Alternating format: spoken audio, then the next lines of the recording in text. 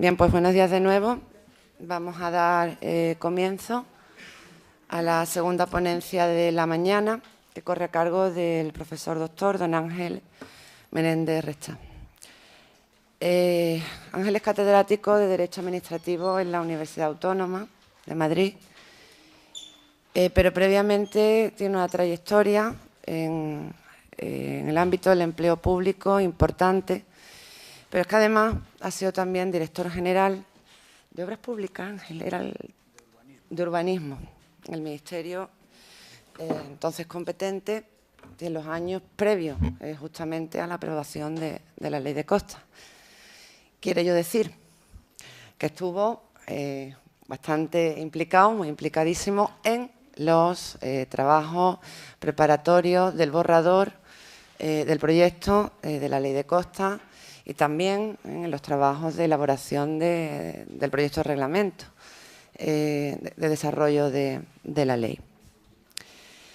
Yo con esto creo que ya se ha dicho casi todo, pero siempre me gusta añadir que la Ley de Costas, con introducir un régimen y otra filosofía de protectora del dominio público marítimo terrestre, que parecía se había afianzado, a pesar de que costó mucho explicarlo. Yo a Ángel lo conocí precisamente en mis tiempos, cuando empecé con la tesis, en el año 89, pues en todas esas jornadas de las que os hablaba antes José Ignacio, que se hacían por toda España sobre la Ley de Costas. Yo iba como becaria a escuchar al profesor Menéndez Rechá explicando la ley, ¿no? Una ley que provocó muchísimo debate, muchísima polémica, y que yo tenía entendido que parecía ya que habíamos asumido y digerido que había que proteger el litoral por encima de otros intereses. Parece que esto se cuestiona, como os comentaba con anterioridad. En fin, ya vosotros llegaréis a vuestras propias conclusiones de aquí al miércoles. Pero más allá de ello, y desde el punto de vista ya técnico y científico, sí que me gusta decir que la Ley de Costas es una ley técnicamente casi perfecta. No, la perfección no existe, pero si alguna norma, y además muchos de vosotros me lo habéis escuchado en clase, muchos de vosotros, tengo aquí a muchos alumnos míos de Derecho Administrativo 2, de la licenciatura en Derecho, y me habéis escuchado deciros que es una de las mejores leyes técnicamente que yo conozco, porque ha introducido muchas técnicas que luego se han trasladado a otras normas sectoriales.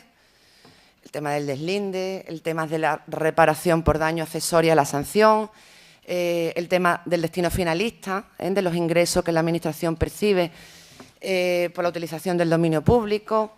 Esos ingresos hay que destinarlos a la calidad de las aguas, no a otra cosa.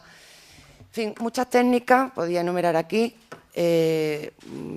pues muchísimas, no es el momento, pero que sí que su introducción en esa ley y su traslación a otras leyes protectoras de otros bienes, de otros ámbitos, se debe a quien tenemos hoy aquí sentado. Por eso yo os decía, mi maestro, el profesor Morillo, ha sido una satisfacción presentároslo, pero aquí hay otra de las personas de las que más he aprendido durante todos estos años en los que llevo en la universidad, el profesor Ángel Menéndez Rechá, a quien he pasado de ver cuando yo estaba abajo a tenerlo aquí al lado y a quien le agradezco siempre, nunca me cansaré, su disponibilidad cada vez que le invito a un curso, a un seminario, siempre está dispuesto, sea donde sea, se encuentre con la dificultad de que se encuentre para el desplazamiento y siempre hace un hueco en la agenda para atender a la invitación que le solemos hacer cada vez que podemos. Porque se han disfrutado con la ponencia del profesor Morillo, van a hacer lo mismo, lo propio, con la del profesor Menéndez Rechá, porque además de todo lo que he dicho, es un magnífico docente, como van a poder comprobar de modo inmediato. No me enrollo más, os dejo con el profesor Menéndez Rechá y, como a las 2, tenemos que terminar la sesión, ya tú organizas el debate como tú consideres. Muchísimas gracias.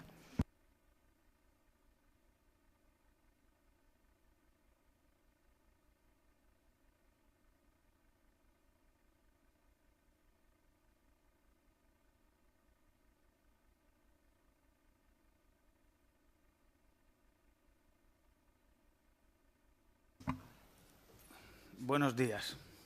Me siento abrumado por la amabilidad de la presentación de María Zambonino, que es amiga desde hace muchos años y además colega, lo que nos permite compartir pues, muchos eventos como este. Desde luego, siempre que me invita, que lo hace con frecuencia, a venir a Cádiz, aprovecho la oportunidad, porque aparte de que las convocatorias siempre son interesantes, me encanta venir a esta ciudad a la que me siento muy vinculado por razones personales. A mí no me gusta la reforma de la Ley de Costas, lo digo de entrada, lo cual espero que no empañe lo que pretendo sea una explicación objetiva. El único consuelo es que podía haber sido peor. La clave de la reforma de la ley, y eso tiene algo que ver con el tema que voy a desarrollar aquí, aunque no en profundidad, es que se acerca el año 2018. El tiempo pasa muy deprisa y se acerca el año 2018. Y cuando se aprobó en 1988 la ley de costas, se estableció como plazo máximo de las concesiones justamente ese, 30 años. ¿Qué quiere decir eso? Pues que, de acuerdo con las previsiones de la ley de 1988, en el 2018 habría que haber levantado todas las instalaciones, industrias, etcétera, dedicadas a usos que no están vinculados al mar, o para decirlo con las palabras de la ley de costas, que pueden tener otra ubicación. Y eso es lo que, en función de los intereses muy importantes que hay en juego, pues ha determinado en gran medida esta modificación legal. No es el único aspecto, pero es el más importante. Esas concesiones que la ley de costas vigente en el 88 previó por 30 años, ahora se pueden prorrogar 75 años más. Hasta 75 años más. Habrá que esperar al reglamento, que puede establecer diferencias, ¿no?, en función del tipo de concesión, pero hasta 75 años más. Se invoca la crisis económica. En esta coyuntura no es oportuno proceder al traslado de industrias a otro sitio, tal. Bueno, muy bien, de acuerdo, ¿no? Es un argumento de peso, pero eso no justifica que se les dé a los concesionarios 75 años más. 75 años más. Y dentro de 75 años, aparte de que estaremos todos calvos, yo por lo menos, ¿no?, mucho más de lo que ya estoy, ¿quién va a modificar una situación consolidada que llevará más de 100 años implantada? Bueno, esa es la clave de la ley, esa es la clave de la reforma. Después hay otra serie de cosas concretas, una de las cuales pues afecta a la posición jurídica de los particulares, o algunas de las cuales afectan a la posición jurídica de los particulares, que es en lo que yo me voy a centrar. Voy a hablar de concesiones, y por eso he hecho esta explicación preliminar, pero me voy a centrar en la cuestión de los derechos adquiridos. Y voy a empezar contando una historia que es imprescindible para entender lo que dijo la ley de costas en 1988 y lo que dice la modificación del año 2013. La historia es la siguiente.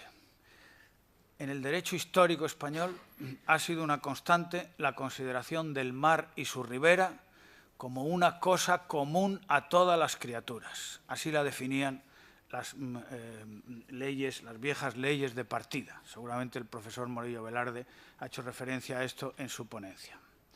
En el siglo XIX, en la primera ley de aguas, que regulaba tanto las aguas terrestres o continentales, ríos, lagos, etcétera, como las aguas marítimas, se declararon del dominio nacional y uso público las playas y el mar litoral. Pero se hizo esa declaración, dominio nacional y uso público, lo cual es bastante interesante, ¿no?, porque pone de relieve que son bienes de la nación, un patrimonio colectivo, y cuyo destino normal es el uso público. Bueno, pues se declararon del dominio nacional y uso público las playas, lo que luego se llamaría zona marítimo terrestre desde la Ley de Puertos de 1880, que es el espacio afectado por la acción del mar, la zona inundable, digamos, ¿no? Por los terrenos afectados por los movimientos de las mareas o de las olas, o el alcance de las olas. Pero se hizo esa declaración sin perjuicio de los derechos legítimamente adquiridos. Y esta coletilla se mantuvo en las leyes posteriores. La Ley de Puertos de 1880, la Ley de Puertos de 1928, en la dictadura de Primo de Rivera, la Ley de Costas, la primera ley con esa denominación, la Ley de Costas de 1969. Son del dominio público sin perjuicio de los derechos legítimamente adquiridos. Pregunta y problema jurídico. ¿Cuáles pueden ser esos derechos legítimamente adquiridos?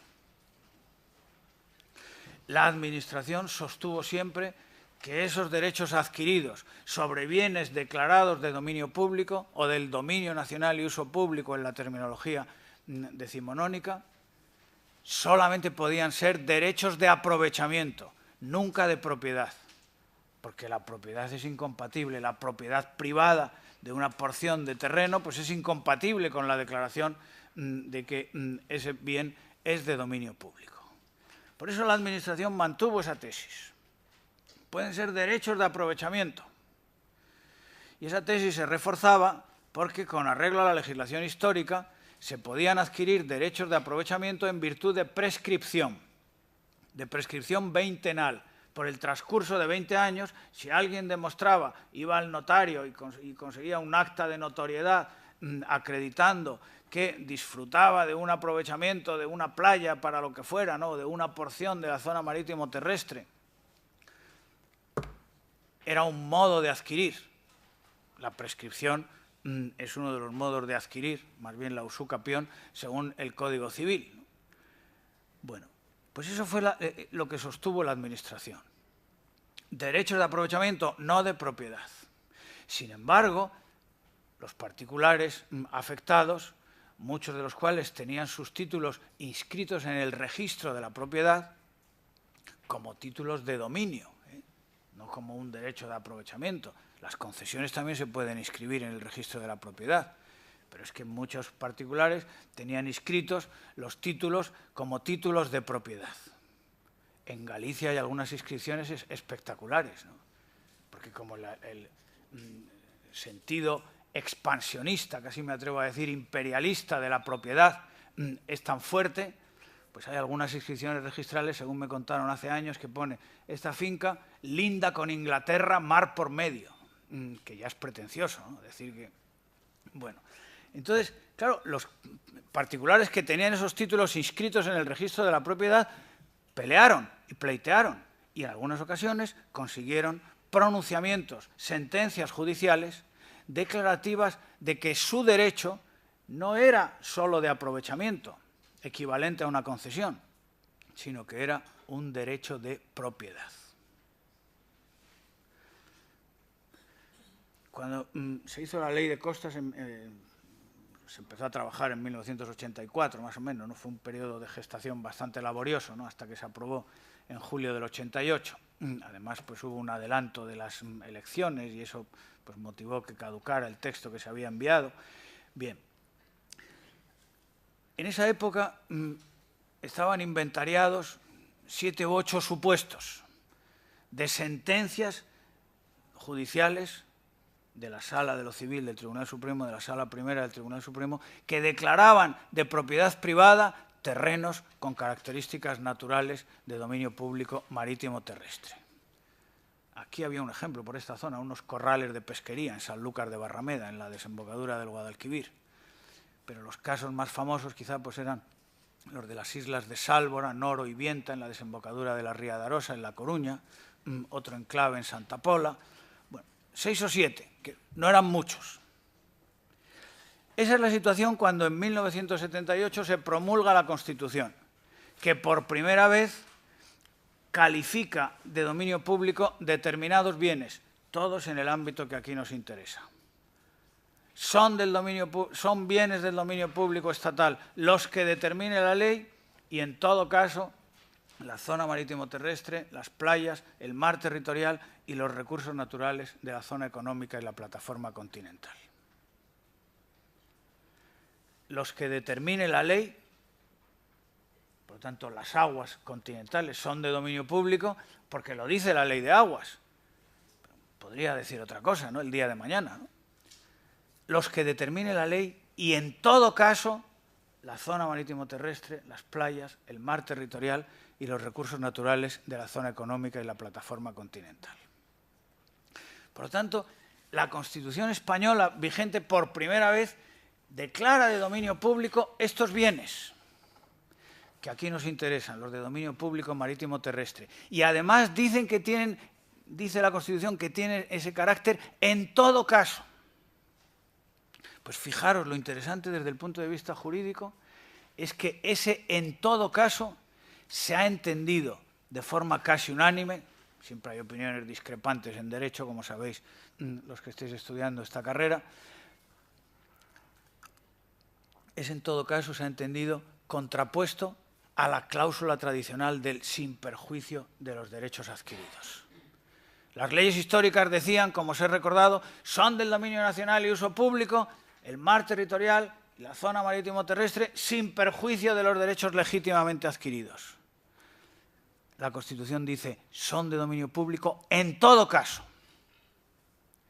Lo cual significa, y así se ha entendido, no solamente por el legislador, sino lo que es más importante, por el Tribunal Constitucional, cuando resolvió los recursos interpuestos contra la ley, que no podían mantenerse derechos de propiedad privada en terrenos con características naturales de dominio público marítimo terrestre. No podían mantenerse. Porque en todo caso, esos terrenos, la zona marítimo terrestre, las playas y el mar, son de dominio público de titularidad estatal. Naturalmente, eso planteó la necesidad, aquí hubo opiniones sobre cómo instrumentar eso. Era prácticamente unánime la tesis de que los enclaves de propiedad privada, los terrenos cuya propiedad privada se había reconocido por sentencias judiciales, tenían que desaparecer, porque era en virtud de la Constitución. Algunos incluso pensaron sin indemnización, porque es la Constitución, es la norma suprema la que dice, bueno, es una interpretación excesiva, en mi opinión, ¿no? La tesis que se impuso y que vamos a ver ahora es que esas propiedades privadas reconocidas por sentencia judicial tenían que desaparecer, pero en virtud de expropiación.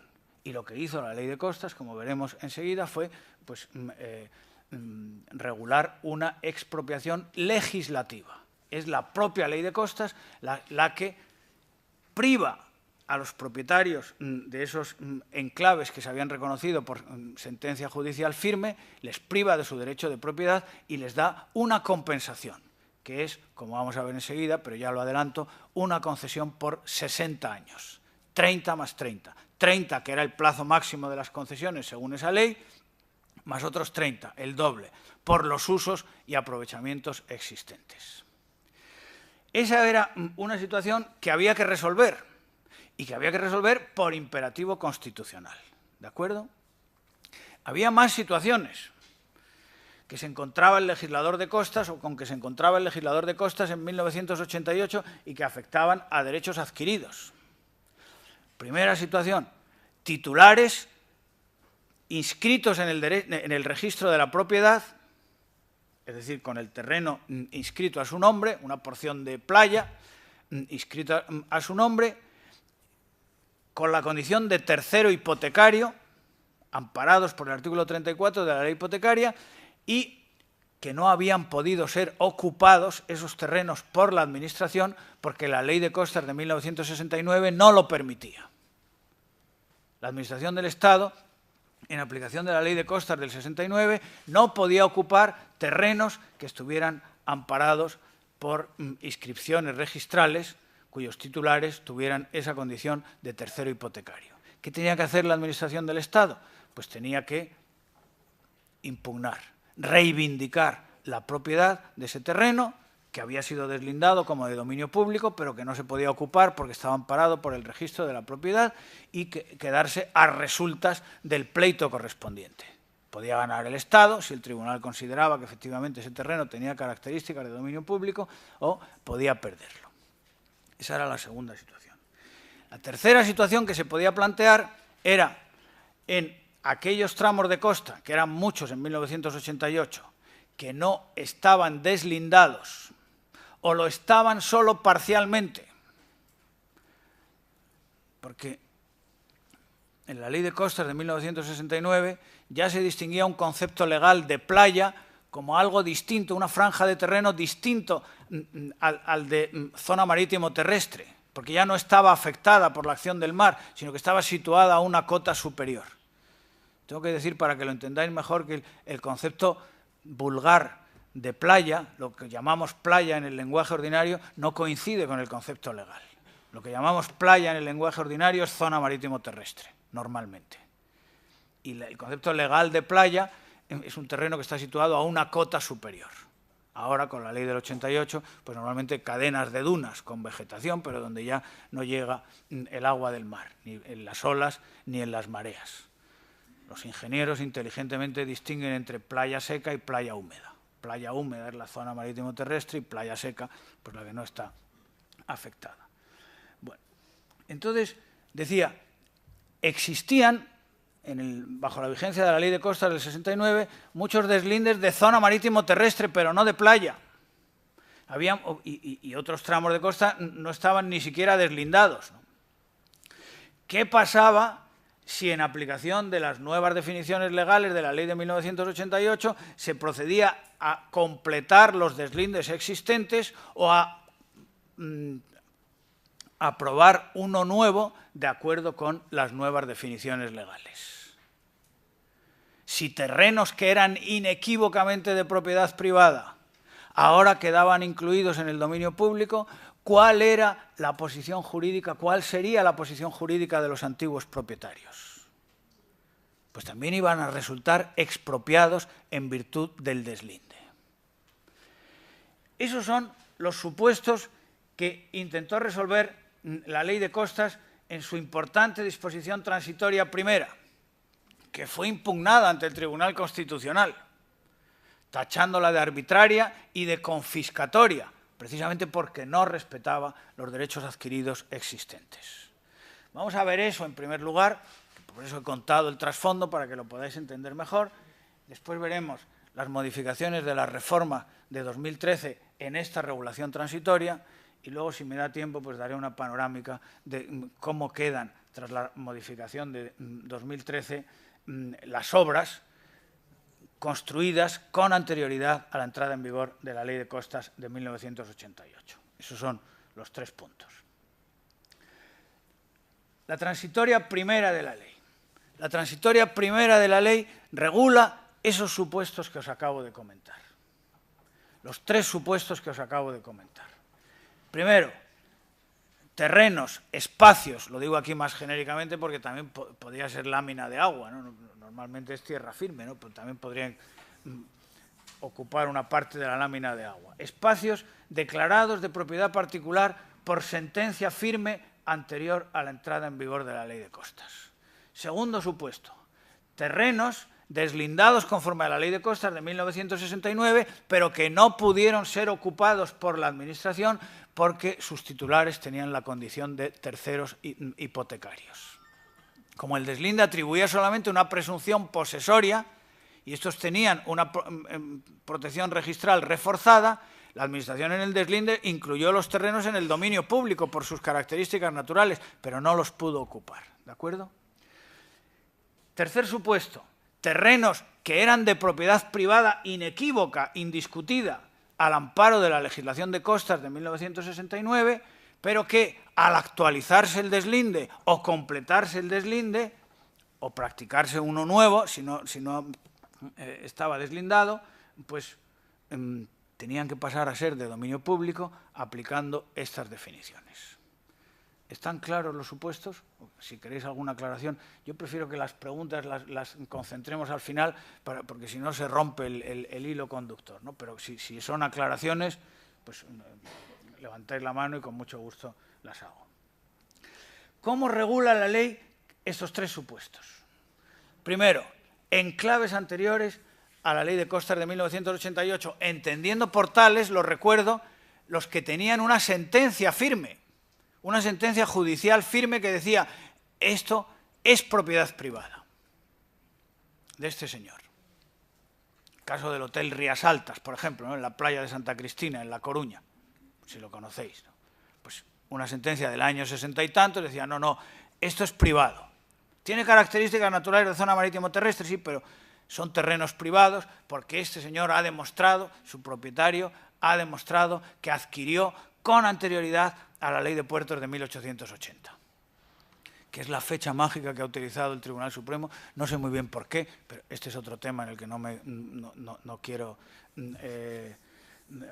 seguir porque nos llevaría muy lejos, pero para el Tribunal Supremo la referencia para poder adquirir la propiedad privada de un terreno pues es que la adquisición sea anterior a 1880. Casi siempre bienes enajenados por el Estado en el marco de la desamortización. Y digo que no sé muy bien por qué, porque ya la Ley de Aguas de 1866 decía lo mismo que la Ley de Puertos del 80, ¿no? O sea que no sé por qué esa fecha mágica de la Ley de Puertos del 80, pero bueno, es la referencia que ha usado el Tribunal Supremo. La regulación legal es los titulares de esos bienes, los propietarios de esos bienes, cuya propiedad se habían reconocido los tribunales, pasarán a ser concesionarios de los usos y aprovechamientos existentes por un plazo de 30 años prorrogables por otros 30. 30 más 30, lo que he dicho hace un momento, 60 años. Aquí tenéis la expropiación legislativa. Esta es la expropiación, y lo vamos a ver enseguida, ¿no? Así lo dijo el Tribunal Constitucional. Porque esta es una acotación que hago también al margen, ¿no?, fruto por lo menos de lo que ha sido mi experiencia en la administración. En España hay que acostumbrarse a que cuando se legisla hay que hacerlo a coste cero, ¿no? No hay dinero, lo cual no está bien, ¿no? Pero bueno, es un imperativo que existe siempre o casi siempre, ¿no? Porque aquí una posibilidad hubiera sido, a ver cuáles son estos enclaves, 6 o 7 enclaves, sus propietarios, tales, vamos a valorarlos, te doy tanto dinero y aquí paz y después gloria. Como una expropiación, cualquier expropiación administrativa ordinaria, ¿no? Pero como no se podía generar una carga indemnizatoria con la aprobación de la ley, pues entonces esto fue lo que nos inventamos. Una concesión, dar el justiprecio in natura, en especie, en lugar de dinero, en especie. Es una expropiación. ¿Cuál es el justiprecio? Una concesión por 60 años que ampare los usos y aprovechamientos existentes. El ejemplo que he puesto del Hotel Rías Altas. Pues bueno, 60 años explotando el hotel, dependerá de si la temporada turística es buena o mala, si ha llovido mucho como este año o hace muy buen tiempo o tal, ¿no? Pero bueno, 60 años explotando ese negocio, pues puede ser un justiprecio más importante que te pagaran en 1988 100 millones de pesetas o lo que sea, ¿no? ¿De acuerdo? Bueno, esto lo han discutido muchos. ¿Y por qué? Pues no, la expropiación tiene que ser en metálico, no sé qué. No es verdad, hay muchas expropiaciones que no son en metálico, son en especie. En el ámbito del urbanismo hay muchísimas expropiaciones que no se paga dinero, se da aprovechamiento urbanístico, ¿no? O sea que en ningún sitio está dicho que en la expropiación haya que pagar en dinero. Bueno, entonces este es el esquema legal. La ley de costas te expropia, como la Constitución dice que estos terrenos en todo caso tienen que ser de dominio público, te expropia y en lugar de darte dinero te da una concesión por 60 años. Esta es la solución legal. Y después el reglamento, para adornarlo un poco más, pues añadió un derecho preferente sobre los nuevos usos o aprovechamientos que pudieran concederse sobre la superficie de antigua propiedad que pasaba a ser concesión. ¿De acuerdo? Por lo tanto, 60 años mantienes los usos y aprovechamientos existentes. 60 años es casi toda la vida de una persona, ¿no? Se vive más, ¿no? Pero en fin, 60 años son muchos años, ¿no? Bueno, y además preferencia para nuevos usos si la Administración los otorga. Esta fue la solución legal. ¿Qué dijo el Tribunal Constitucional? Esto lo impugnaron diciendo, esto es confiscatorio, es arbitrario y es confiscatorio porque no respeta la garantía expropiatoria constitucional. Sin embargo, el Tribunal Constitucional rechazó la impugnación y respaldó la fórmula legal. Para irritación de muchos, que es manifiesta la inconstitucionalidad. Bueno, no sería tan manifiesta, ¿no? Según el Tribunal Constitucional, en la sentencia 149/91, que es una sentencia clave para entender a fondo estos temas y a cuya lectura os remito si queréis ampliar la información, pues dijo lo que tenéis en síntesis en la diapositiva. La rotundidad del artículo 132.2 de la Constitución, es decir, añado por mi parte, el en todo caso son de dominio público las playas, la zona marítimo terrestre, etcétera, obliga a entender que desde el momento mismo de la promulgación del texto constitucional, todos los espacios enumerados en dicho artículo se integran en el dominio público del Estado. ¡Todos! Aunque hubiera una sentencia que decía que era propiedad privada. ¿Y qué pasa con esos supuestos? Se produce una expropiación legislativa, con equilibrio entre el valor del bien o derecho expropiado y la cuantía de la indemnización ofrecida. En términos generales, el Tribunal Constitucional respaldó la fórmula, si bien hizo la salvedad de que en algún caso, se podría dar algún caso en que no hubiera este proporcional equilibrio entre lo expropiado y la indemnización. ¿Qué caso podía ser? Os preguntaréis quizá. Pues muy sencillo, imaginaros un supuesto en el que no hay usos rentables, no hay usos lucrativos existentes. Es un trozo de playa en el sentido literal o vulgar que está inscrito en el registro de la propiedad a nombre de un señor. Era un caso en Tarragona, ¿no? En la playa de Torredembarra, por ejemplo, ¿no? Pero no tiene usos lucrativos. Viene la ley y dice, usted deja de ser propietario y se convierte en concesionario porque la ley le expropia. ¿Pero en concesionario de qué? ¿De arena? ¿Qué hace durante 60 años? En un caso de esos, pues aplicando la jurisprudencia constitucional, habría que arbitrar, habría que establecer una indemnización en metálico, porque no había usos o aprovechamientos existentes que se pudieran considerar justiprecio de la expropiación. ¿De acuerdo? Por lo tanto, y es lo que quería subrayar, en este primer supuesto la regulación legal fue respaldada por el Tribunal Constitucional. Segundo supuesto, titulares registrales, terceros hipotecarios, que no habían podido ser ocupados por la Administración precisamente por tener esa condición. ¿Qué dice la ley en la transitoria primera, en el apartado 2? Pues que estos titulares inscritos pueden legalizar los usos existentes obteniendo la correspondiente concesión por el plazo máximo de 30 años. Como veis, diferencia importante con el supuesto anterior. El supuesto anterior, como había sentencia, eran 60 años. Estos, como había solo el título inscrito en el registro, 30 años, dijo la ley. Y además, preferencia, pero solamente durante 10 años, para la obtención de los derechos de ocupación de nuevos usos que puedan autorizarse sobre esos terrenos.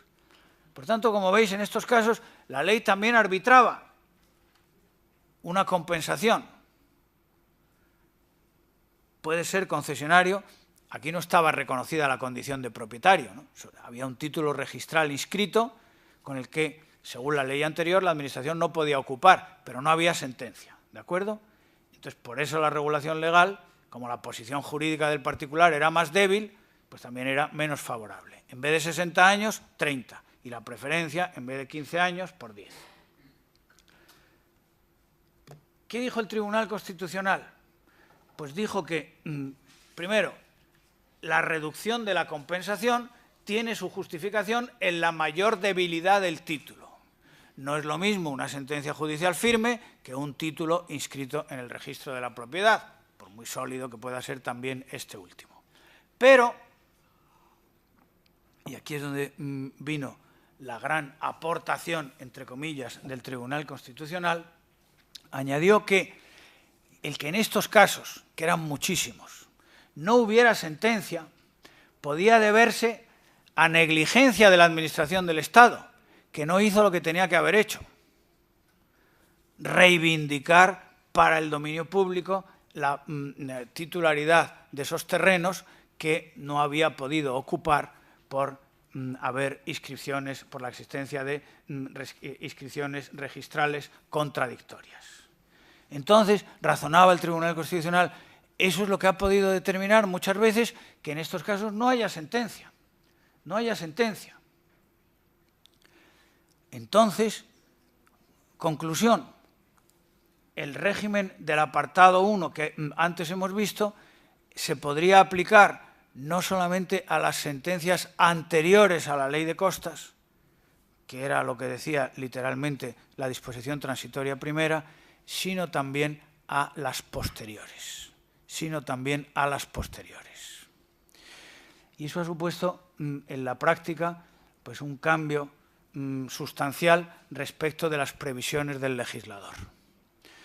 Porque lo que en el momento de aprobarse la ley de costas eran pues 6, 7, 8 enclaves como mucho, ¿no?, que estaban identificados, en aplicación de esa interpretación del Tribunal Constitucional, pues se han convertido en 150, 200 o más, no sé cuántos habrá, ¿no?, porque los tribunales, además, en caso de duda, han dicho, bueno, si va a dejar de ser propietario, porque lo impide la ley y la Constitución, pues por lo menos que le den la concesión.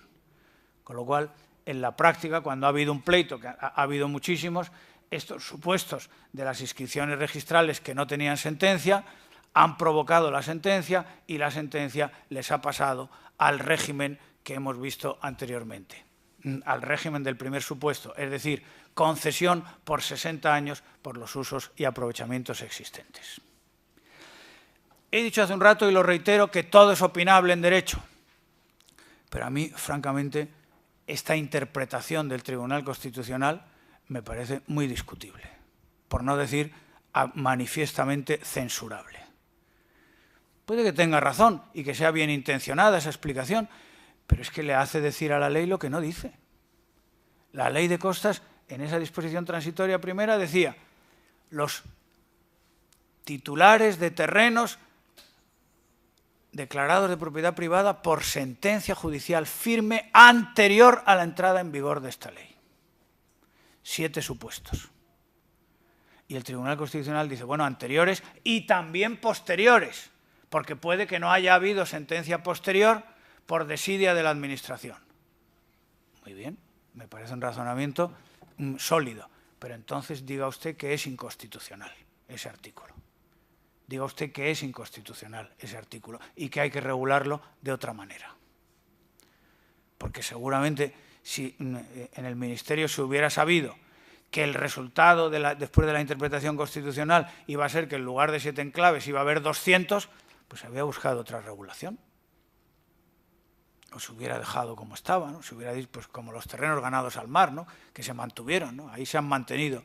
Los terrenos ganados al mar, en virtud de la ley anterior, pasaban a ser propiedad privada del concesionario y así se han mantenido, ¿no? Bueno, no son playa, no son zona marítimo terrestre, son terrenos artificiales a consecuencia de obras. Quiero decir que hubiera habido otras opciones. En definitiva, para no marear la perdiz más de lo necesario. Eso es lo que dijo el Tribunal Constitucional. A mí me parece criticable, pero eso es lo que... Porque eso no es una sentencia interpretativa, es que ahí el Tribunal Constitucional está haciendo de legislador positivo, le está haciendo decir a la ley lo que no dice. Si la ley dice sentencias anteriores, pues no digas y también las posteriores, porque eso distorsiona completamente el esquema legal. Bueno, por lo tanto, el Tribunal Constitucional respaldó la regulación de la transitoria, pero con ese matiz, abriendo un portillo por el que muchísimos de los supuestos del apartado 2 de la transitoria han pasado al apartado 1 y, por lo tanto, han pasado a tener concesión por 60 años en vez de 30. Tercer supuesto. Acordaros, terrenos que eran inequívocamente privados, inscritos o no en el registro de la propiedad a nombre de su titular, pero inequívocamente privados, nadie lo discutía, la Administración de Costas tampoco, pero que pasan a ser de dominio público en virtud del deslinde. En virtud del deslinde nuevo o del deslinde que actualiza el anterior por aplicación de las definiciones de la Ley de Costas, que os habrá explicado el profesor Morillo y que en principio son más amplias, ¿no? La zona marítimo terrestre puede ser más amplia y, por supuesto, la playa, incluyendo dunas, que no se podían incluir con la definición de la Ley de 1969. Bueno, los propietarios de estos terrenos, inequívocamente privados, pero que pasan a ser dominio público en virtud de los nuevos deslindes que se practiquen con posterioridad a la ley de costas, quedan en la misma situación que los propietarios de enclaves reconocidos por sentencia. Es decir, concesión, también es una expropiación legislativa que transmuta su condición jurídica de propietarios en la de concesionarios por el plazo máximo de 60 años, por los usos y aprovechamientos existentes y con el derecho preferente sobre los nuevos usos que puedan autorizarse. Un matiz también importante que no he señalado antes y que es común a este supuesto y al de los enclaves con sentencia es que estos concesionarios no pagan canon. La concesión es gratuita. Normalmente hay que pagar un canon de ocupación, ¿no? Que es una tasa, es una figura tributaria que hay que pagar en reconocimiento de que tú no eres propietario de ese terreno donde te han dado una concesión, ¿no? ¿De acuerdo? Bueno, en la reforma de este año, de 2013, este supuesto de los enclaves, de los terrenos inequívocamente privados que pasan a ser de dominio público en virtud de un deslinde nuevo, ya no está en la transitoria, sino que está, con mejor criterio, en mi opinión, está en el articulado de la ley. Ha pasado a ser el artículo 13 bis. Y digo con mejor criterio porque este no es un problema transitorio, sino que esta es una cuestión que se puede plantear siempre. Cada vez que se actualiza el deslinde, pues puede pasar esto, que terrenos que eran inequívocamente privados pues adquieran la condición de dominio público porque tienen las características naturales previstas en la ley, o también puede pasar lo contrario, ¿no? Que terrenos que eran de dominio público dejen de serlo al practicar un nuevo deslinde porque han perdido sus características naturales. En estos casos, y también es una novedad de la que hablaremos enseguida, la ley reconoce a los antiguos propietarios o sus herederos o sus causavientes un derecho de reintegro, que es una novedad porque la ley de costas del 88 no se lo reconocía. Si lo tenéis, supongo que os habrán dado no, no os han dado. Aquí ahorramos papel con muy buen criterio, pero en la página virtual del seminario pues tendréis, supongo, el texto de la ley de reforma de la ley 2/2013 y podréis leer ese artículo 13 bis que en sustancia contiene la regulación que os he explicado. El Tribunal Constitucional pues también respaldó esta regulación de los terrenos que pasan a ser de dominio público en virtud de los deslindes, reconociendo su naturaleza expropiatoria y también reconociendo la procedencia de que si hay que actualizar un deslinde y eso determina que terrenos que eran privados pasan a ser de dominio público, bueno, pues así eso es una consecuencia de la ley que es la que sirve para identificar los bienes que tienen esa condición. Hasta aquí el primer punto. Los tres supuestos de derechos adquiridos a la entrada en vigor de la ley de 1988, el tratamiento de la ley y la interpretación del Tribunal Constitucional.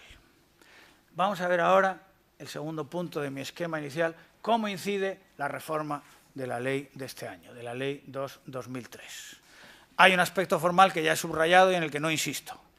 El tercer supuesto, el de los terrenos privados que pasan a ser de dominio público, ahora está en el articulado, es el artículo 13 bis. Vamos a fijarnos más en cuestiones sustantivas.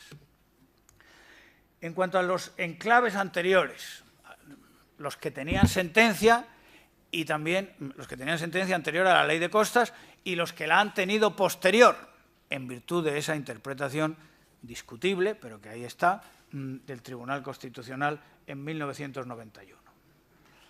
Pues aquí se mantiene la posición jurídica, no son propietarios, son concesionarios porque han sido expropiados, su derecho de propiedad se ha transmutado en una concesión, que es el justiprecio de la expropiación, solo que ahora ese derecho de ocupación es prorrogable por 75 años, nada menos.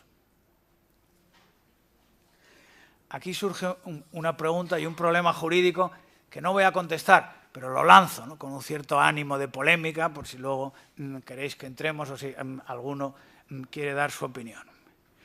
Si la ley de costas del 88, en estos supuestos, dijo, dejan de ser propietarios, se les expropia y el justiprecio de la expropiación es una concesión de 60 años, por 60 años. Y ahora viene la nueva ley y dice, bueno, 60 años y 75 más. Parece que estás jugando al póker, ¿no? 60 años, 75 más. A lo mejor no son 75, sino que según lo que diga el reglamento, pues son 30 o 35. Si 60 años era un justiprecio proporcional y equilibrado, según el Tribunal Constitucional, y ahora viene el legislador y les da 75 años más, ¿cómo llamaríamos a eso? ¿Enriquecimiento injusto, tal vez? Porque si me han pagado como justiprecio una indemnización que era suficiente y ahora 75 años más, es un buen regalo, ¿no?, el que hace aquí el legislador. Bueno, esto además va a dar pie a que estas ocupaciones sean más que centenarias. Porque claro, cuando esté una ocupación que esté a punto de extinguirse, porque el plazo de la prórroga, y eso también es importante, lo tenéis ahí en la pantalla, el plazo de prórroga se computa desde la fecha de la solicitud. Yo soy propietario de uno de estos enclaves, que me expropiaron y me dieron la concesión por 60 años, que acabaría en el 2048, ¿no?, en agosto de 2048.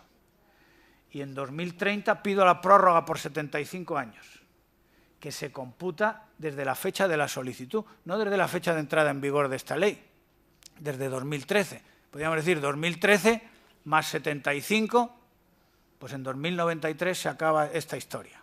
Bueno, suponiendo que se acabe, que no lo creo yo así, ¿no?, pero bueno, legalmente. Pero es que la podrá pedir en el 2030 o en el 2040 y los 75 años se computarán desde ahí, con lo cual va a estar 100 y pico años, ¿no? Teóricamente, alguien puede llevar 200 años, no uno solo, ¿no?, sino pues una estirpe o una persona jurídica, puede llevar 200 años como titular de un derecho de ocupación y no por eso se convierte en propietario. Hoy sabemos que el cabo mágico ese de los 100 años, que permitía, invocando la prescripción inmemorial o centenaria, decir, no, esto ya han pasado 100 años, esto ya es mío para los restos. Pueden haber pasado 200 años, eso podría ser así en otras épocas, ¿no? Ahora yo creo que pocos juristas defenderían eso, pero en fin, hasta ese problema puede resurgir. Bueno, entonces este es un primer cambio muy importante de la reforma de 2013, la posibilidad de prórroga por 75 años más. Y un segundo cambio, también importante, común a todas las concesiones, no solamente a estas que estoy comentando, ¿no?, es que estas concesiones serán transmisibles inter vivos. La ley de costas del 88 solamente permitió la transmisión de concesiones mortis causa, por herencia. ¿Por qué no permitió las transmisiones inter vivos?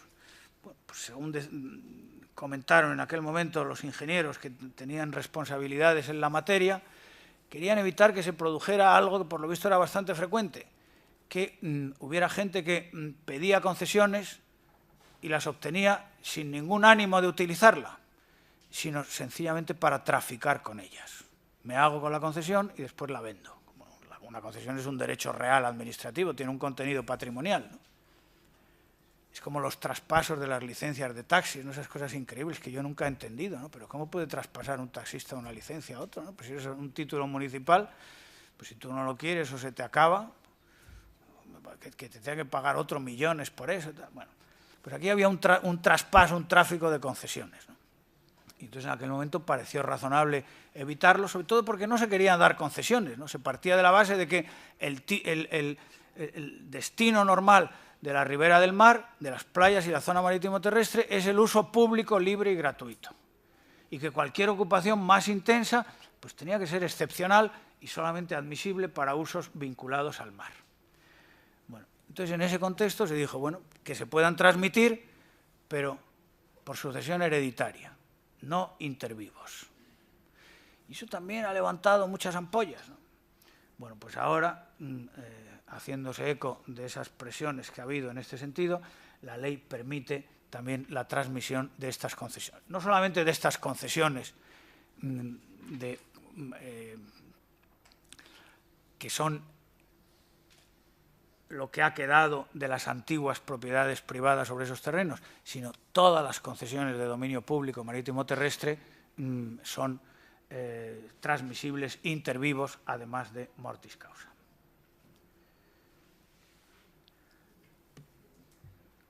En cuanto al supuesto de los terceros hipotecarios, los amparados por el artículo 34 de la ley hipotecaria, pues la nueva ley, la ley de modificación, distingue entre los deslindes anteriores y los deslindes posteriores a la ley de costas.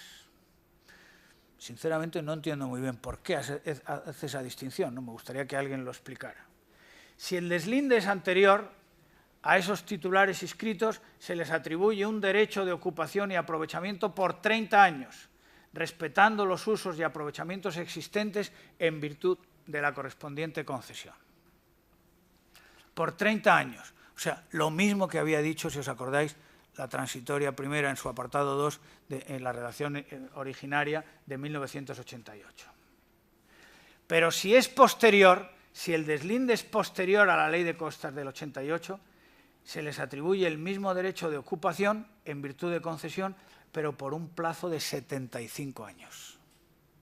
No 30, sino 75.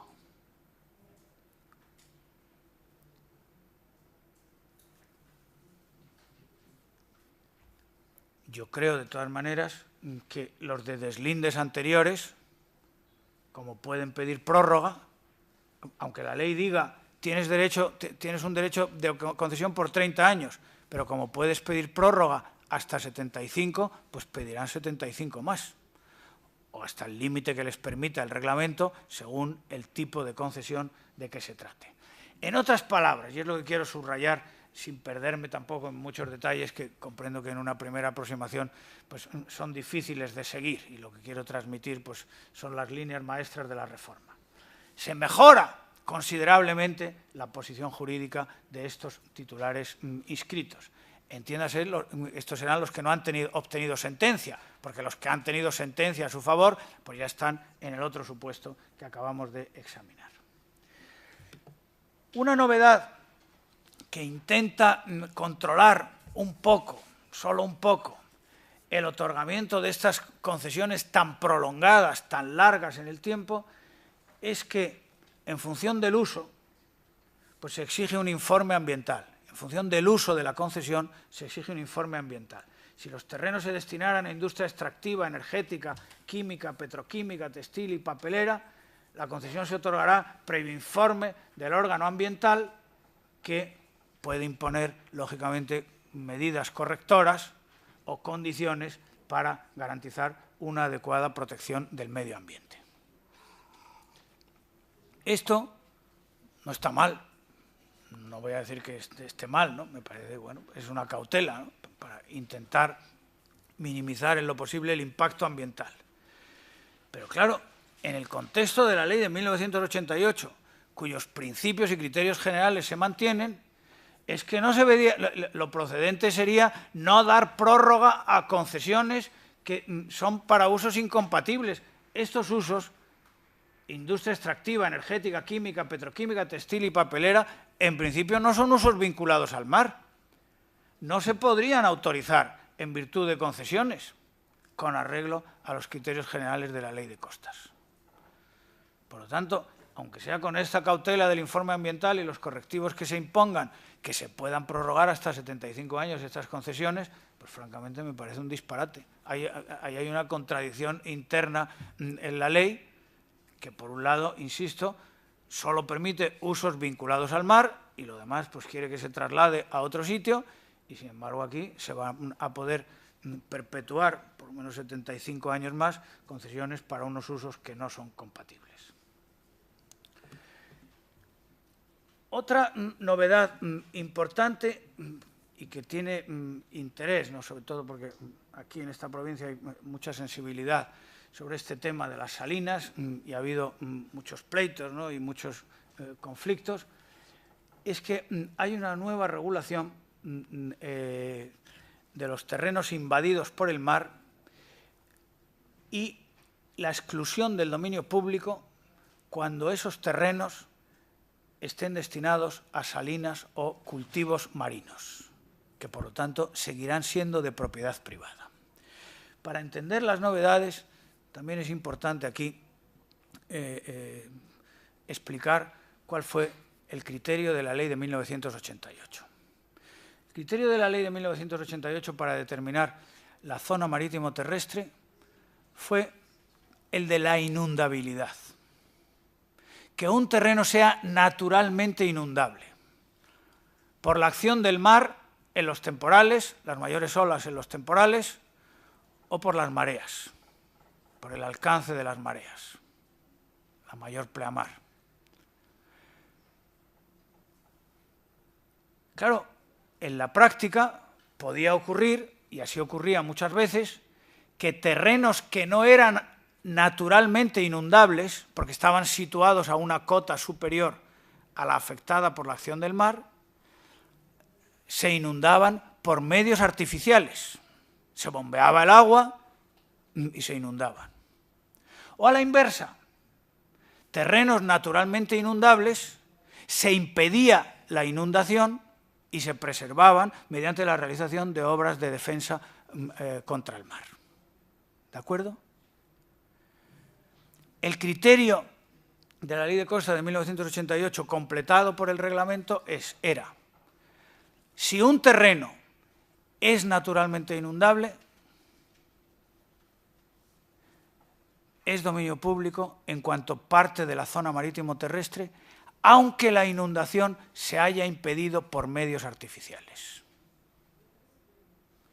Esa es la razón por la que muchas salinas se han declarado dominio público y los salineros perdieron los pleitos. Ahora la ley les pone en casa, ¿no? Les da la razón, ¿no?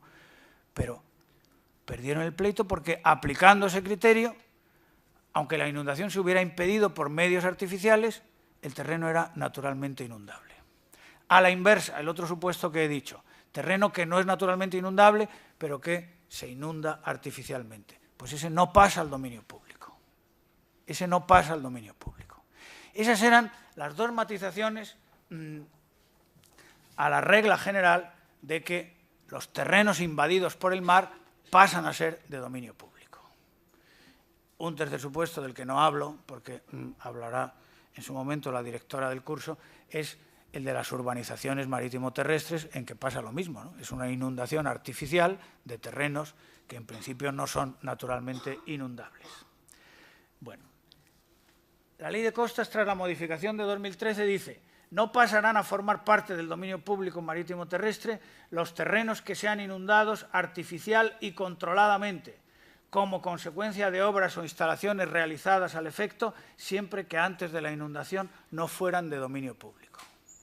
Esto no es novedad, esto no es novedad. Esto ya resultaba así de la legislación de 1988, de la aplicación combinada de la ley con las precisiones que hizo el reglamento. ¿De acuerdo? Por lo tanto, la inundación artificial no determina que un terreno pase a ser de dominio público si antes de la inundación no lo era. Segunda puntualización, y esta sí es novedad, y ya la he anticipado. Se excluyen del dominio público marítimo-terrestre, por lo tanto se supone que serán de propiedad privada, los terrenos que hubieran sido inundados artificial y controladamente y estuvieran destinados a actividades de cultivo marino o a salinas marítimas, aun cuando sean naturalmente inundables.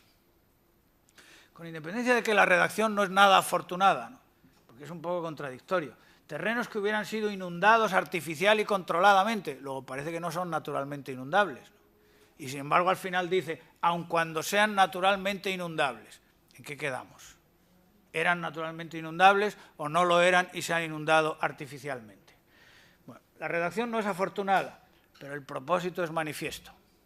Excluir del dominio público esos terrenos, aunque sean naturalmente inundables, en función del uso, cuando estén destinados a actividades de cultivo marino o a salinas marítimas. Los salineros están de enhorabuena, porque perdieron los pleitos, pero ahora la ley les va a dar la razón. Y habrá que rectificar esos deslindes. Claro, aquí también eso es lo que dice la ley, y yo lo que quiero es explicarlo, pero no resisto a hacer un apunte crítico, separando, como deben hacer los periodistas, entre lo que es información y lo que es opinión. Y el apunte crítico es el siguiente. Yo no digo que la ley del 88 fuera perfecta, ni mucho menos, ¿no? Tenía muchas imperfecciones y necesitaba pues, una puesta al día, ¿no? Pero claro, esto no me parece muy coherente, ¿no? Porque el criterio para determinar la zona marítimo terrestre, bien de dominio público según la Constitución, nada menos, el criterio tiene que ser un criterio objetivo. La inundabilidad, que es el criterio general. Bueno, muy bien. Hasta donde alcancen las mayores olas en los mayores temporales o donde no son sensibles los temporales, pues el movimiento de las mareas, el flujo y reflujo del mar. Bueno, es un criterio. Discutiremos, como se ha discutido, y ojalá que el reglamento anunciado pues, aporte precisiones para reducir la discrecionalidad de la Administración a la hora de hacer los deslindes. Discutiremos cuál es el alcance de las mayores olas, si hay que incluir en el deslinde esto o no, si estas cadenas de dunas, tal. Discutiremos eso, pero no que el criterio legal es el de la inundabilidad. Lo que es inundable, hasta donde puede llegar el mar, como podrá llegar otra vez, pues eso es zona marítimo terrestre. Si ese es el criterio legal, lo que no tiene sentido es excluir una porción de terrenos, no por un dato natural, la inundabilidad, sino en función del uso. En función del uso. Porque eso genera inmediatamente el agravio comparativo.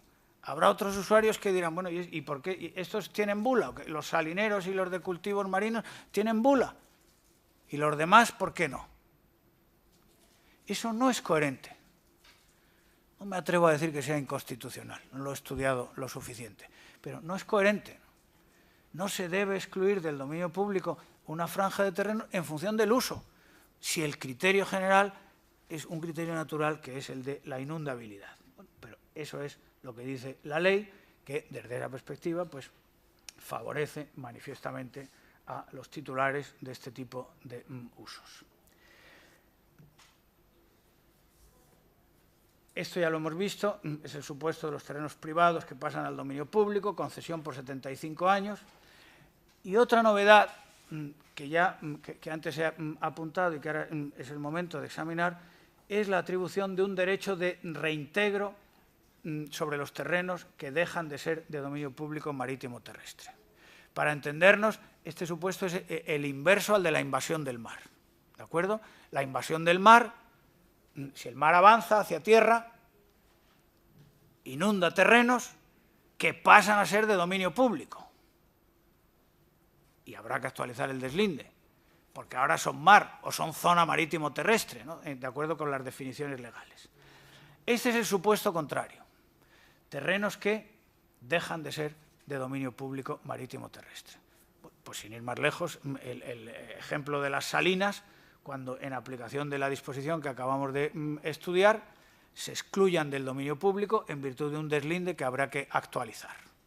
O también sería el supuesto o improbable de retirada del mar.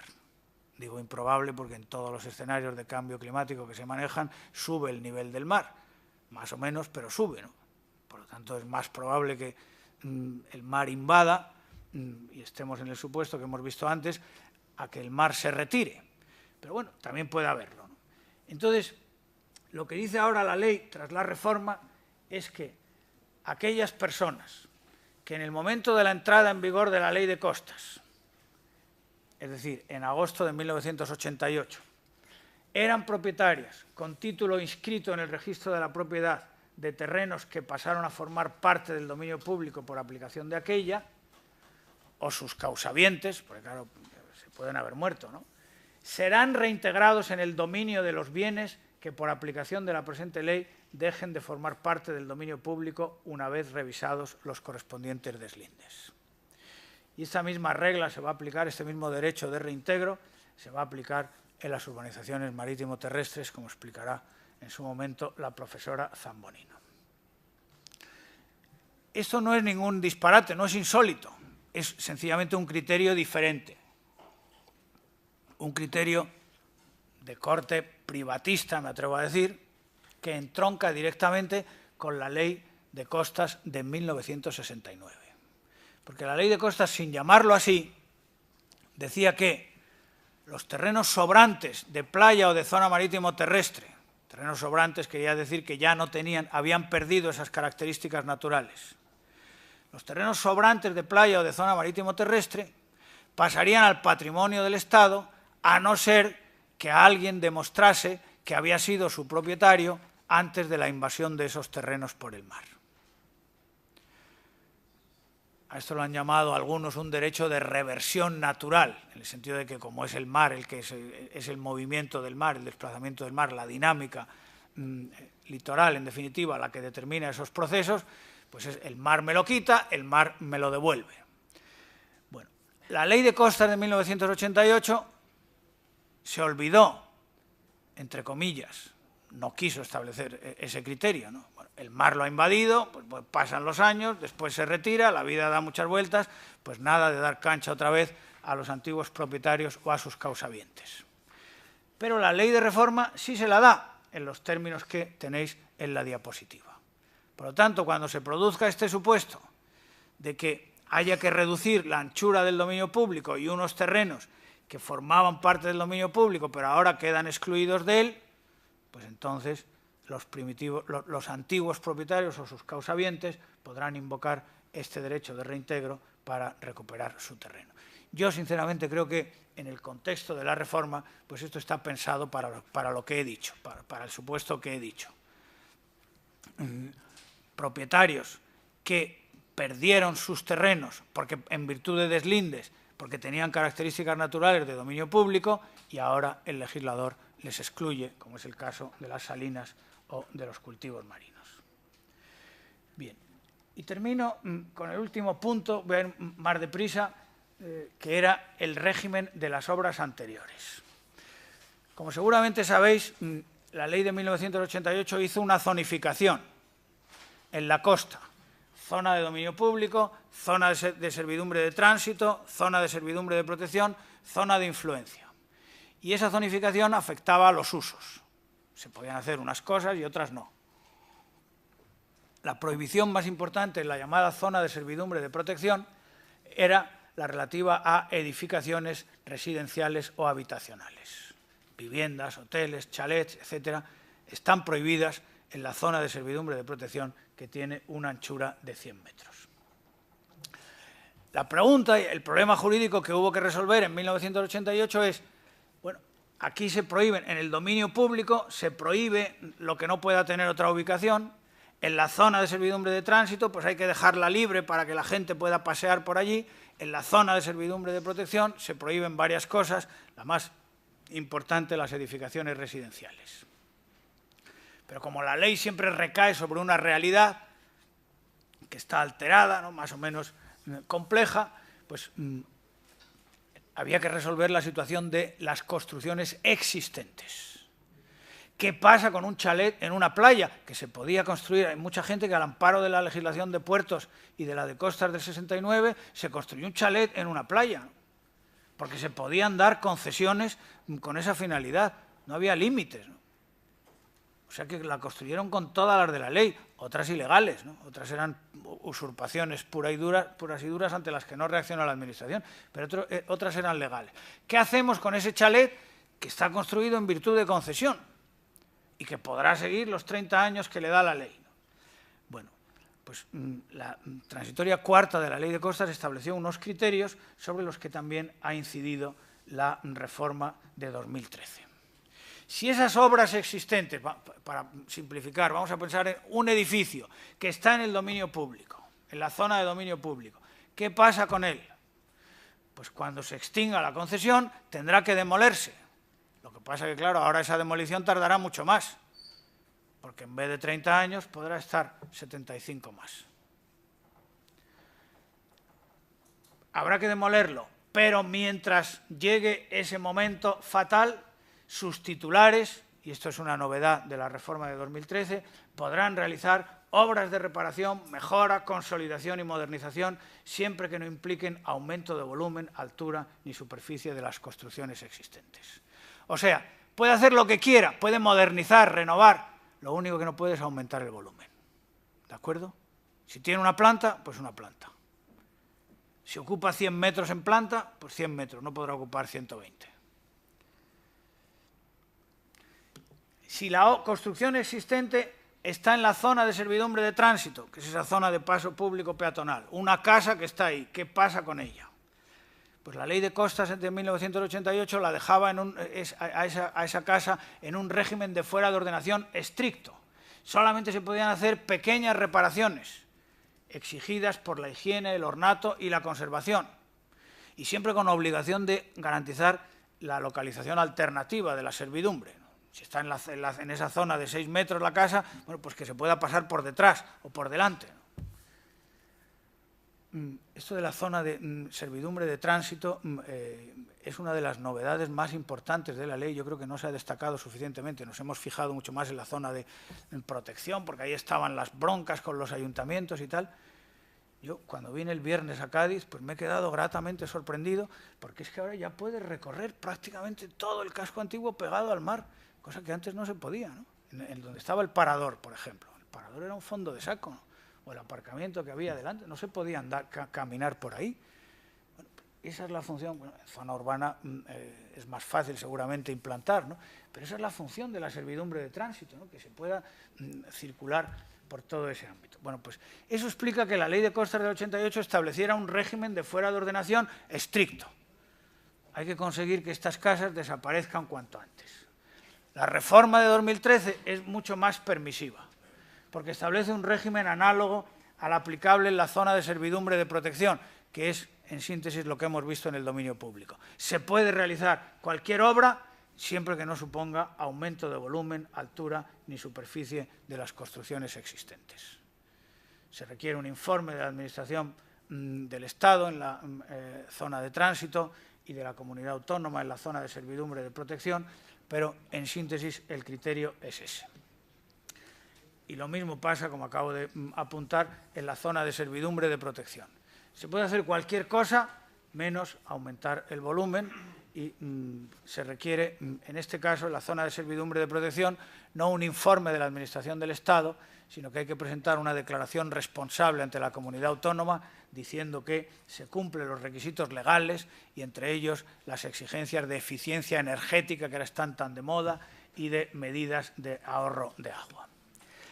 Así es, en síntesis, como ha quedado la regulación de estas obras.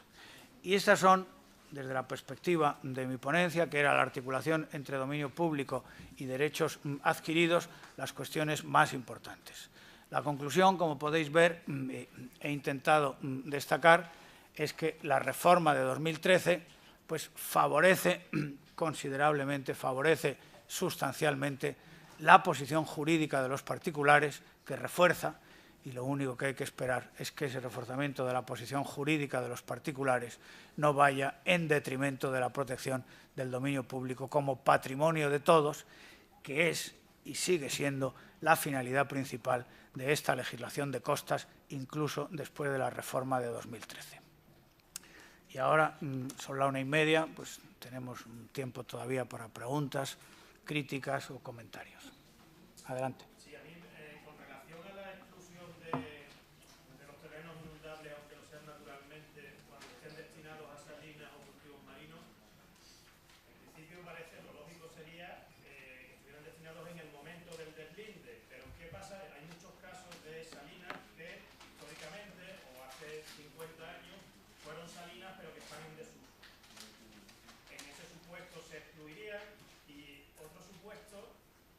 Se ha hecho el deslinde y con posterioridad al deslinde, posterior al año 88, han pedido una concesión para hacer una salina o un cultivo marino y ahora se hace otro deslinde para adaptarlo a la nueva ley. Cuando se hace hacer este nuevo deslinde sí van a estar destinadas a salinas o a cultivo marino. Bueno, aquí habrá muchos casos, ¿no? Habrá toda una casuística como la hubo bajo la aplicación de la ley del 88. En relación a la primera parte de tu pregunta, desde luego, si fue una salina, pero ahora no lo es, quiero decir, está en desuso, en mi opinión, el criterio que mantendría es que no se le aplica, porque lo que dice la ley es que tengan ese uso. Si no lo tiene. Y en cuanto al otro supuesto, terrenos que van a ser salinas después del nuevo deslinde. Bueno, después del nuevo deslinde habrá que ver cuál es la situación, ¿no? Pero que la ley se fija a la hora de hacer el deslinde, hay que tener en cuenta el uso actual y las características actuales de los terrenos. Por lo tanto, en principio, se aplicará la regla de la inundabilidad natural. Si es naturalmente inundable, lo tendrás que incluir en el dominio público como zona marítimo-terrestre. Y si después se destina a salinas, yo en principio, ya digo, habrá que ver porque la casuística pues, es muy rica y muy variada. Pero en principio a mí me parece que ese señor no podrá invocar la nueva ley para salirse del dominio público, diciendo, es que yo tengo el uso de salinas. Bueno, eso te hubiera permitido que no te incluyeran en el dominio público. Pero si se ha incluido en el dominio público precisamente por unas características naturales, pues seguirá siendo de dominio público, aunque el uso sean salinas. En otras palabras, me parece, hay que verlo más despacio, todo esto está recién salido del horno y tal, pero me parece que tampoco se puede sacar la conclusión de que todas las salinas, por el hecho de estar destinadas a ese uso, hay que sacarlas del dominio público. Yo creo que eso no lo dice la ley, ¿no? Lo que te permite es sacar algunos supuestos, fundamentalmente, que se han incluido en los deslindes anteriores, que es lo que está pensando, ¿no? Yo lo veo así. Adelante. Soy Antonio Gómez, director conservador del Parque Natural Bahía de Cádiz, que tenemos 150 salinas, antiguas salinas. Entonces, a mí me gustaría saber qué piensa de lo de artificial y controladamente. Entiendo que dejaría casi sin aplicación, esa condición dejaría sin aplicación gran parte de las salinas que se han construido sobre marismas transformadas, que es el caso opuesto al que usted ha dicho de una excavación para permitir la entrada de la marea.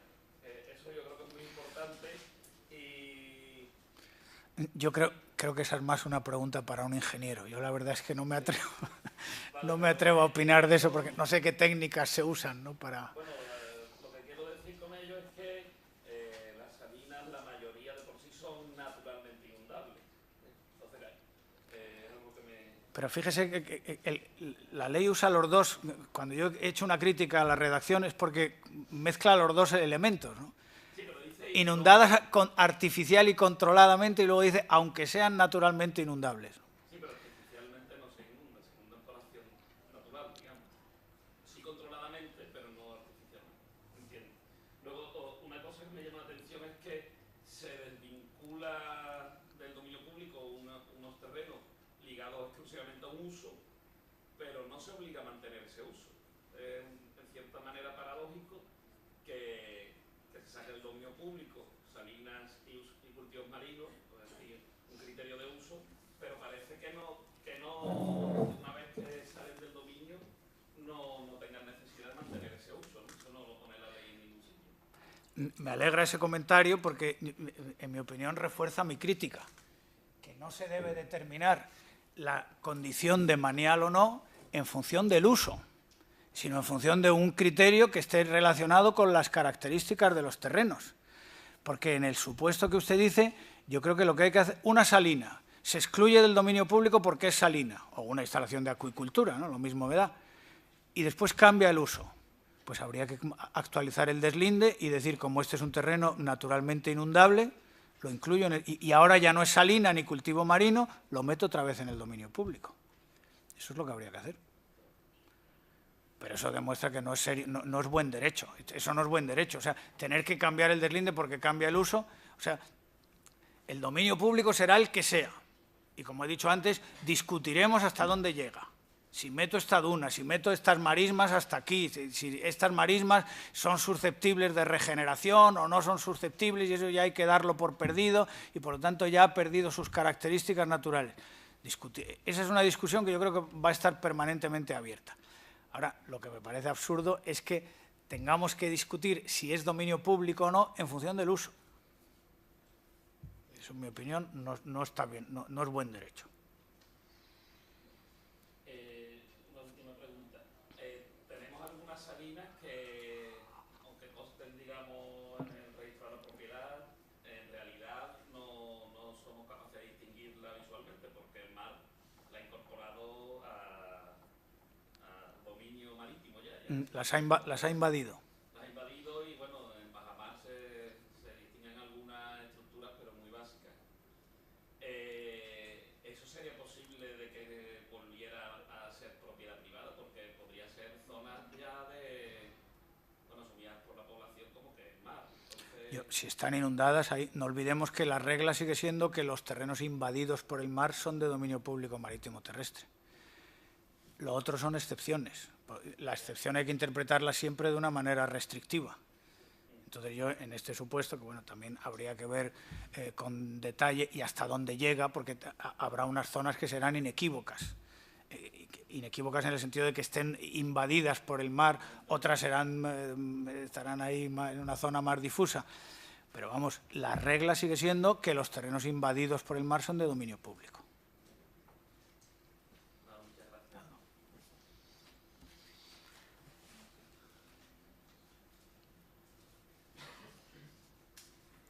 Pues nada, María, si no... Ya me extrañaba, digo, no puede ser.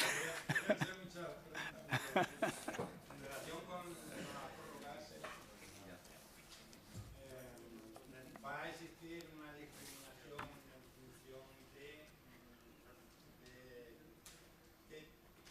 qué artículo, qué apartado de las disposiciones transitorias sea de aplicación? El que se pueda prorrogar por 5 años más ha de entenderse que son, en la transitoria primera, el apartado primero, el título que se otorga es por 30 años. Entonces, actualmente no hay ninguna que haya tenido una prórroga de esa concesión. No. Y por tanto, la prórroga de esa concesión, lo máximo va a ser 75. Es decir, no pueden ser 60 más. 75 más. No. Yo creo que sí. El título por el que se otorga es por 30 años. Prorrogable por otros 30. En lo primero estoy de acuerdo, Juan Manuel. Y ahí rectifico. No son 60 más 75, sino 30 más 75. Sí, ahí. Eso dependiendo de cuándo lo ha pedido. Porque claro, si lo pide ahora mismo porque tiene ganas de tener ya un título reconocido, pues no va a llegar a esos 30 más 75. Y si lo pide los 6 meses antes del vencimiento, pues sí. Después habrá una discriminación grande en cuanto a aquellos que tenían ese derecho de concesión y todavía no se les ha tramitado, y que se les tramite y se les otorgue ahora será por 75 años. Un plazo máximo de 75. Debería ser. Serán los 105 No. años que podría tener los anteriores. No, pero es que vas a tener muchos supuestos. Sí, ¿no? Claro. Pero muchos supuestos que van a dar lugar a una discriminación en función de la actuación del particular y la Sí, actuación de la sí, administración. sí. ¿En qué momento se ha hecho? Lo cual, en mi opinión, resulta todavía más discutible. Porque cuantos más regímenes hay, pues menos fácil es justificarlo. A mí no me gustaría estar en el pellejo del que tiene que redactar el reglamento, porque lo tiene complicado. Primero, discriminar en función del tipo de uso, ¿no? ¿Por qué a unas les vas a dejar llegar a 75, a otros 60, a otros 40, a otros tal? Eso, a lo mejor tiran por la calle de en medio y ponen 75 para todas, ¿no? Pero también sería un disparate, ¿no? Pero claro, el argumento de que ese es el plazo de la Ley de Patrimonio de las Administraciones Públicas, eso es un plazo general. Es como cuando antes se decía, plazo máximo 99 años, pero eso no quiere decir que todas las concesiones las tengas que dar por 99 años. Pues aquí lo mismo, el máximo son 75, pero habrá algunas que lo lógico es que sean 5 y otras que sean 10 y otras que sean 20, ¿no? Bueno.